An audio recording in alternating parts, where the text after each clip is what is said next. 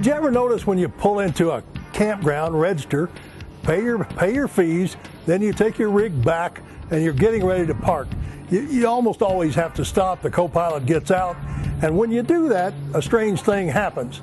Now, if you've got a motorhome, you have to take off the tow car, unhook it, or if you've got a fifth wheel or a travel trailer, naturally you stay hooked up until you back into the site. But you're getting ready to back into the site, and all of a sudden these people come out from the RVs that are already parked around you. And what they are, they're looking to help. And they're willing to help signal you back and position you correctly and so forth. The problem is that you don't know these people, and they have no vested interest in your coach. So you need to work together with the pilot and the co-pilot. You need to learn to trust each other, and you need to develop a set of hand signals that are consistent, easy, use them every time, and you won't make a mistake. Plus, you'll be able to position your coach, I don't care whether it's a motorhome or a travel trailer, you'll be able to position that within inches of where you want to be. So you can maneuver around any fixed object, big concrete, picnic table, boulder, cactus, tree, whatever. And you do this by means of only 5 hand signals. Now, I didn't invent these. These really came out of the airline industry, and we massaged them, a couple of them, to fit RVers. And so let's just look at the 5, and we'll start off with the first one, the most basic one. And that first one we call come back or come straight back.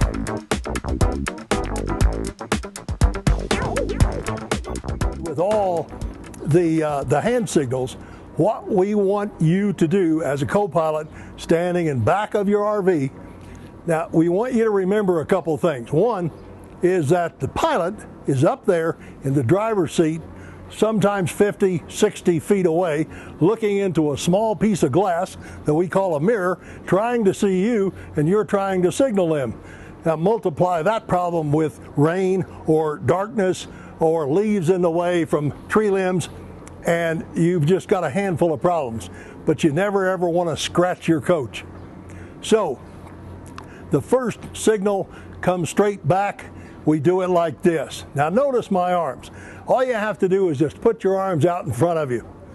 Okay, straight out. Now what we don't do is we don't do this. Don't tuck your elbows into your sides. Arms straight out. And you bend them at the elbow. Now if I bend it at the elbow, the signal looks like this. I'm looking at the mirror. The driver can see me. I can see the mirror. And you just simply, what I call, pump. You don't have to pump fast. The driver goes dead slow no matter how you pump. You don't want to back up in a hurry, ever. So, come straight back.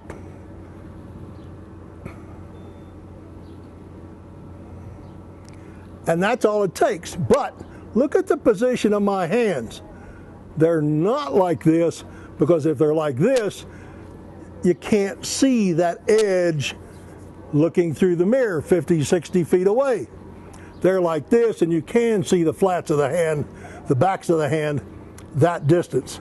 Very easy, simply pump. You don't have to get in a hurry. If you've got a long way to back up, the slower you pump, the longer you'll last without running out of energy. And that's just it. Okay, that's come straight back.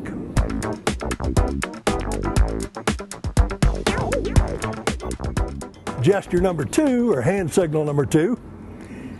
This is a little more complicated, but you'll be able to pull this off without any problems.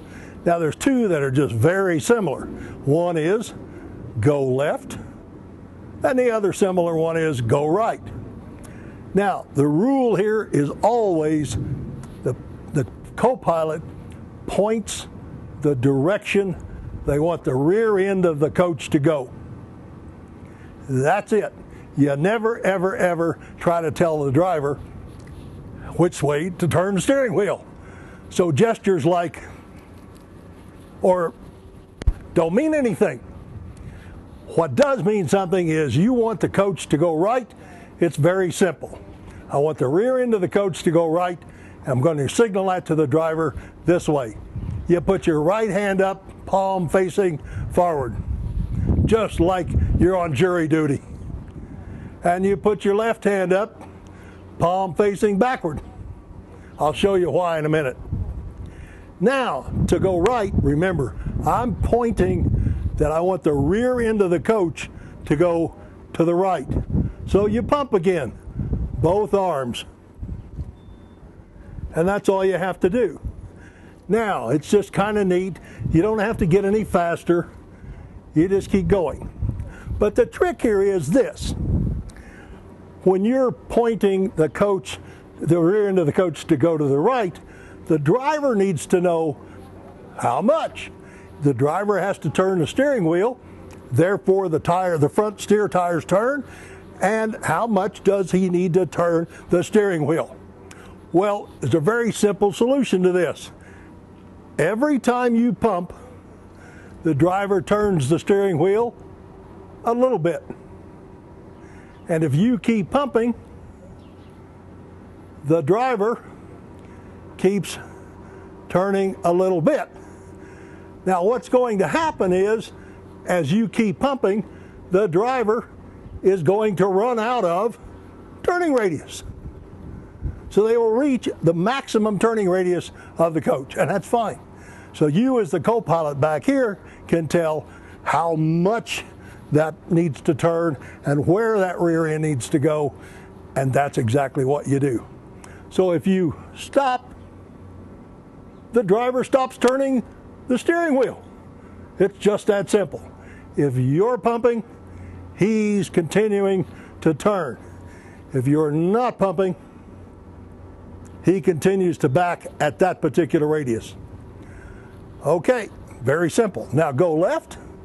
Exactly the same procedure, except this time the left palm goes forward and the right palm goes backward, and it's the same pumping procedure. Exactly the same. Now, why do I say put the right palm forward to go to the right? It makes it easy for the elbows to bend in that direction.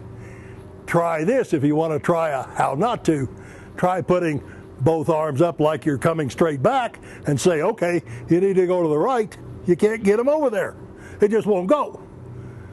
So, right palm forward if you're going to turn right, left palm back. Left palm forward if you're going to go left, right turn back. All right. From there, the classic question is, if they're turning the coach now to fit this in this campsite, now I need that driver to come straight back again. Well, remember, I've got him turning, and they're turning, and now I want him to straighten it up. Then just tell him to straighten it up. And he straightens up the wheel. He knows when he's coming straight back, and that's all you need to do. That takes him out of that turn. All right, that's 3. We've got come straight back, go left, and go right.